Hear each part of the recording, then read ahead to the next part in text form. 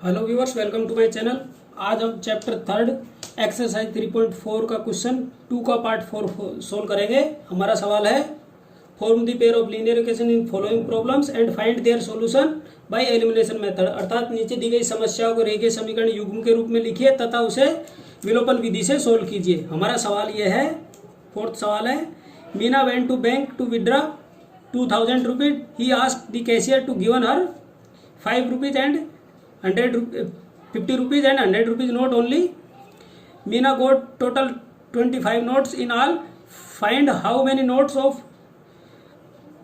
rupees 50 and rupees 100 she received.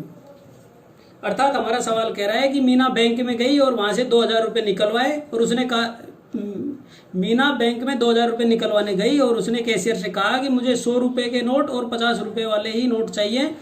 तो इस प्रकार मीना को कैशियर ने टोटल 25 नोट दिए। तो आप बताइए कि मीना को 50 रुपये के कितने नोट दिए और 100 रुपये वाले कितने नोट दिए, ये हमारा सवाल है। तो हमें नोटों की संख्या पता नहीं है, तो हम यहाँ पर सबसे पहले क्या मानेंगे, हम यहाँ सबसे पहले अज्यूम करेंगे कि मीना को दिए गए नोट कितने हैं। हमने अज्यूम किया, let assume number of 50 rupees note. 50 rupees note कितने हैं, नोट्स इक्वल टू एक्स, और नंबर ऑफ 100 रुपीज नोट क्या है, इक्वल टू वाई। हमने 100 रुपए के नोटों की संख्या को x मान लिया और 50 रुपए के नोटों की संख्या को x मान लिया और 100 रुपए के नोटों की संख्या को y मान लिया। अकॉर्डिंग टू क्वेश्चन सवाल हमारा क्या कह रहा है,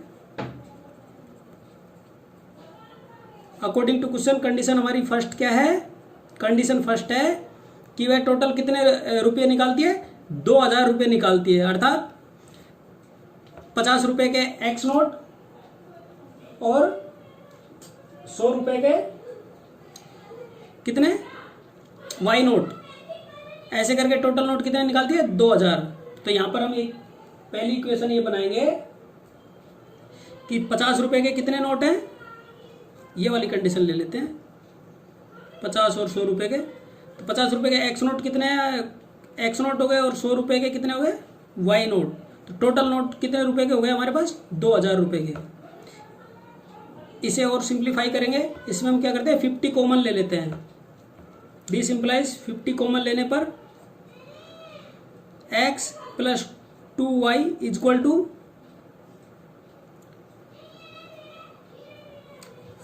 0 से 0 कट जाएगा और 5 टू 20 40 आएगा, बराबर 40। तो हमारी इक्वेशन क्या बन जाएगी, ये हमारी इक्वेशन हो जाएगी x plus 2y equal to 40। ये हमारी इक्वेशन 1 बन जाएगी। इसी प्रकार कंडीशन सेकंड क्या है, टोटल नोटों की संख्या क्या है हमारे पास, 25 नोट है। तो पहले 50 रुपए के नोटों की संख्या x है और 100 रुपए के नोटों की संख्या y है। तो टोटल नोटों की संख्या कितनी होगी, 25। ये हमारी इक्वेशन 2 हो गई। अब इस सवाल को हमें किससे करना है, बाय एलिमिनेशन मेथड। तो यहाँ पर हमने फर्स्ट स्टेप में क्या किया, बीजगणितीय रूप में लिख लिया सवाल को।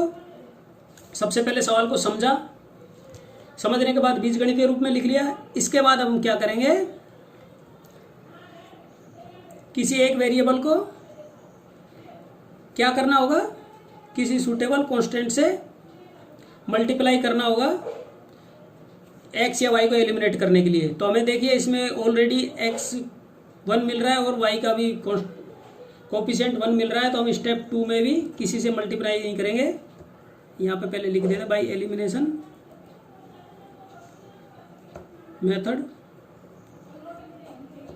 विलोपन विधि से सोल्व करेंगे। तो स्टेप 2 तक हमें कोई कार्रवाई नहीं करनी है, स्टेप 3 पे आ जाएंगे।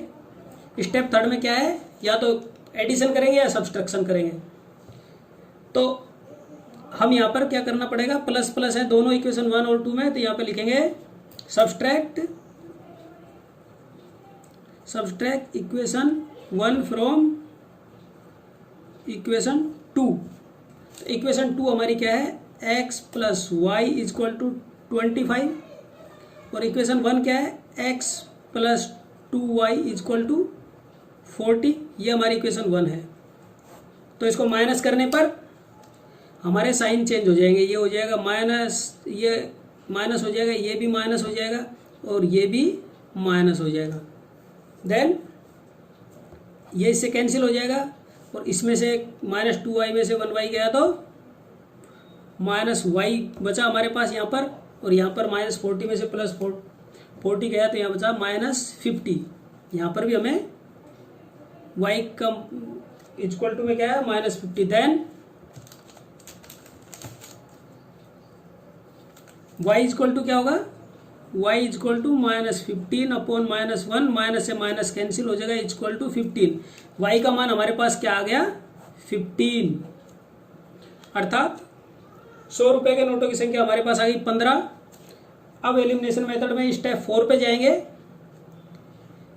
साथियों, आपको क्या ये पता है कि ये साइन कैसे चेंज होते हैं, माइनस करने पर माइनस, प्लस का माइनस, माइनस का प्लस हो जाता है, ये कैसे होता है?